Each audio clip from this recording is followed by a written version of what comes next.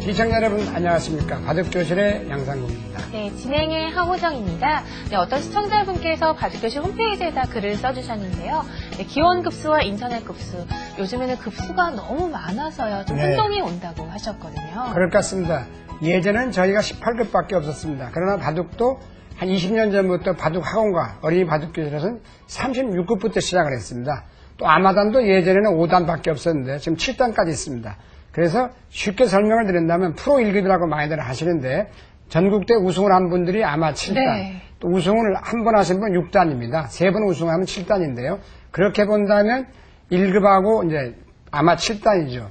넉 점을 놓고 둘만 하면 아마 3단이 되겠습니다. 그래서 요즘 아마단 급수는 7급, 5, 6급 정도 둔다고 하시는데 제가 도보면 5점 넣기가 힘들어요. 네. 그러면 상당한 바둑인데요. 그래서 초단은 한 7급 정도 급수, 일반 급수죠. 그런 네. 초단. 그 다음부터 1급이 되겠습니다. 그래서 되도록이면 7급, 8급 하시지 말고 바둑을 몇십 년씩 뒀는데 유단자다. 그러면 보기도 좋고 집안에도 보기 좋으니까 한 5급 정도 두시는 분은 3단이라 해도 충분할 것 같습니다. 그리고 아마단 얼마든지 받을 수가 있습니다. 네. 자, 두 분이서 또 대국을 하다 보면은요, 네. 첫 판에는 치수를 정하기가 어렵고요. 한 그렇습니다. 판 두신 다음에 치수를 네. 정하시면 아주 좋은 승부를 벌이실 수 있겠습니다. 그렇죠. 네, 첫 번째 시간입니다. 재미있는 고사성어를 풀어보는 시간인데요. 오늘은 어떤 고사성어가 준비되어 있나요? 세옹지마에 대해서 한번 알아보도록 하겠습니다. 네. 자, 세옹지마 뭐 많이 들어보셨을 텐데요. 그렇습니다. 자, 화면을 통해서 보도록 하겠습니다. 세옹지마. 옛날 중국의 북쪽 변방에 점을 치는 한 노인이 아들과 함께 살고 있었습니다. 그런데 하루는 노인이 기르는 말이 도망쳐 적들이 사는 국경 너머로 가버린 거예요. 노인에게 말은 큰 재산이 되었던 터라 마을 사람들 모두 걱정을 했죠. 하지만 노인은 속상해하지 않고 태연하게 말했습니다. 말이 도망갔지만 이 일로 인해 좋은 일이 생길지 누가 알겠소. 몇 달 후 뜻밖에도 도망갔던 말이 돌아왔는데 혼자 돌아온 것이 아니라 다른 좋은 말과 함께 돌아온 거예요. 하지만 노인은 기뻐하지 않았죠. 이 일로 인해 또 무슨 나쁜 일이 생길지 누가 알겠소. 아니나 다를까 말타기를 좋아하던 노인의 아들이 새로운 말을 타다 떨어져 다리가 부러지고 절름발이가 되었습니다. 이때도 마을 사람들이 찾아와 노인을 위로했죠. 하나밖에 없는 아들이 다쳤으니 얼마나 마음이 아프시겠어요. 그러자 또 노인은 이 일로 인해 좋은 일이 생길지 누가 알겠소. 하며 별로 마음 아파하지 않았습니다. 그로부터 1년 후 전쟁이 일어나 마을 청년들이 모두 싸움터로 나갔다가 목숨을 잃었어요. 하지만 노인의 아들은 다리가 부러졌기 때문에 전쟁터에 나가지 않아서 무사했습니다. 이처럼 사람이 살아가는 데 있어 좋은 일이 생길지 나쁜 일이 생길지 그 앞을 미리 알 수 없다는 뜻으로 변방에 사는 늙은이의 말, 즉 세옹지마라는 말을 사용합니다. 좋은 일이 생겼을 때는 나쁜 일을 대비하고 나쁜 일이 생겼어도 절망하지 말고 좋은 일이 생길 거라는 희망을 가지라는 교훈을 주는 말입니다. 네, 세옹지마에 대해서 재미있게 이야기를 풀어보았습니다. 네. 자, 덧붙여 주실 이야기 있다면요. 네, 인간 만사에서는 항상 좋은 일과 나쁜 일은 알 수가 없다는 뜻이고 길흉화복, 좋고 나쁜 것도 알 수가 없다 이런 뜻입니다. 바둑에서 말씀드린다면 유선 이후 유이선이란 말이 있는데 선수가 된 줄 알고 두었더니 후수가 되고 또 후수가 된 수가 먼 훗날 선수가 되기도 한다는 뜻인데요. 좋은 일과 나쁜 일은 항상 있다가도 없다가도 있다 이런 얘기가 되겠습니다. 네. 자, 바둑에서도요, 뭐, 유리한 때도 있고, 불리할 그렇습니다. 때도 있는데요. 네. 끝까지 포기하지 않고 최선을 다하는 게 중요하겠습니다. 그렇습니다. 네, 이어지는 시간입니다. 바둑에 관한 본격적인 기술을 배워보는 시간이죠. 네, 바둑 입문 시간입니다.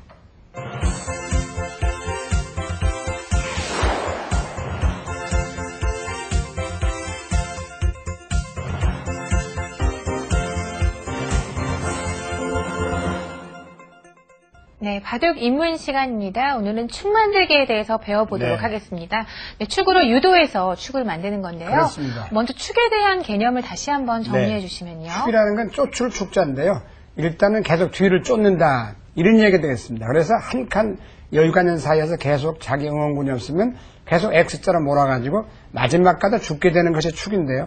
축을 모르고 바둑 두지 마라 이런 격언도 있습니다만 축은 상당히 쉽고도 어렵기 때문에 항상 잘 살펴야 될 것 같습니다. 네, 뭐 단수 치는 방법, 또 돌을 잡는 방법만 배우게 되면요, 축을 가장 먼저 가르치게 되거든요. 아, 그렇죠. 네, 그만큼 기본적이지만 또 변화가 아주 많습니다. 네, 두 문제를 통해서 축 만들기에 대해서 배워보겠습니다. 네, 첫 번째 문제가 좀 일견 쉽다면 쉬운 건데 이런 문제예요. 네. 말씀을 드리면 지금 흙이 부수밖에 없습니다. 여유가 막혀서. 없는데요. 네. 네. 여유가 없는데 예를 들어서 이제 딴전을 피운다는 건 무슨 때는 이렇게 늘면은 바로 죽어버립니다. 아, 이렇게 네. 받아주기만 한다면 좋은데요. 받아주면 이 모양이 이제 축이 된다고. 네. 이쪽이 이렇게 아무것도 그렇죠. 이게 흙이 있으면 이렇게 몰아서 이게 축이죠. 몇 수만 몰아보겠습니다. 볼까요? 이렇게 몰아서 응원군이 없어요. 응원군이라는 건 이렇게 멀리 백이 있으면 되는데 백이 없고 흙이 있다고 하면은 계속 이렇게 쫓는다는 뜻이죠. 네. 자, 이거는 그렇죠. 큰일 나는 거예요. 끝까지 네. 가더라도 결국은 마지막까지는 마찬가지이기 때문에 네. 더 이상 이런 건 포기를 해야 된다고 그럽니다. 그러니까 하나 나갔을 때 포기를 해야 됩니다. 그러나 지금 이건 착각인 게 뭐냐면 이렇게 늘면 아예 상대가 안 해주고요. 네, 바로 잡아버립니다. 네. 이게 축으로 잡는다고 해도 이제는 따내버립니다. 넉점. 자, 뭐 따내기만 해도 넉점을 잡을 수가 있겠죠. 네, 이거 드러내버리면 뭐 네. 드러낸다고 하는데 잡는다는 뜻인데 이건 흙이 망했죠. 그래서 여기서 이제 어떤 것이 축이 되느냐. 근데 축이 생각이 많이 필요해요. 자, 이런 데서도 이렇게 몰면은 늘어서 뿌리를 끊어도 자, 나가면 늘어야 될 때 네. 먼저 죽게 됩니다. 먼저 단수를 치게 되겠죠. 요속이라고 합니다. 네. 이걸 바로 요속이랍니다. 요속. 중요한 돌이다. 그렇게 되면 그 넉점이 죽게 되면 이런 돌을 폐석이라고 합니다. 사람도 폐인이 못 쓰듯이 이건 못 쓰는 돌이 돼버립니다. 왜냐하면 이 요속이 다 죽어버렸기 때문에.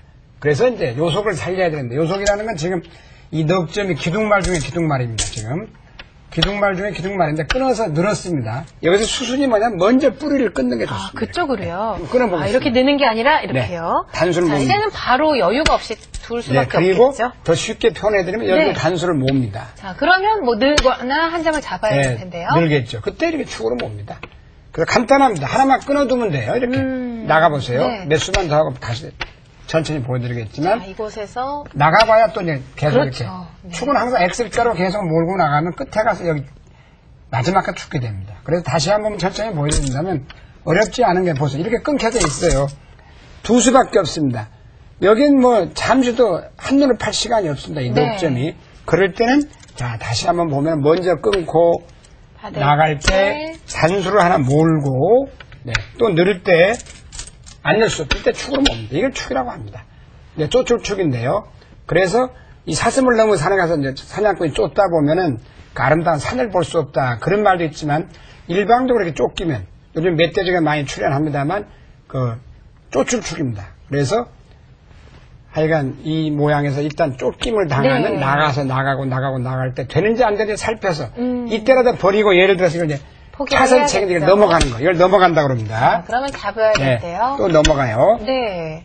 있고 이렇게 넘어가서 여기를 살아두면 약간의 손실을 입었지만 이게 다 살아가기 때문에 네. 이런 경우를 이제 차선책이라고 하겠습니다. 네. 자, 이 문제가 이제 대표적인 모양인데 처음부터 이 모양을 한번 만들어 보여드리겠습니다. 아, 네. 뭐 어떤 모양에서 저도 이 모양에서 파생된, 옛날에 네, 모양이죠. 저 강의를 듣고 상당히 감탄한 적이 있는데 어떤 네. 모양이냐면 이때 이렇게 씌워갑니다. 이 고목에서 소목으로 들어간 장면입니다. 그럼 씌워갑니다. 씌우면 갖다 붙이고 바둑 격언에 바로 이걸 붙인다는 용어고 붙이면 젖혀라 이겁니다. 네. 이건 늘었다, 든다는 뜻이고 젖혀라. 그러면 호구로 되는 급소. 그럼 맞게 됩니다. 뿌리를 끊습니다. 안 열 수 없죠. 이건 필연입니다. 단수를 몰게 되겠습니다. 그때 늘었어요. 그 다음에 이렇게 이제 막는 수까지가 진행이 되는데 이 모양인데 네. 두 가지를 여기서 멋있는 걸 보여드리면요. 그러면 당장 이 모양은 단수니까 이렇게 몰면 안 됩니다. 이어서 이렇게 몰고 나가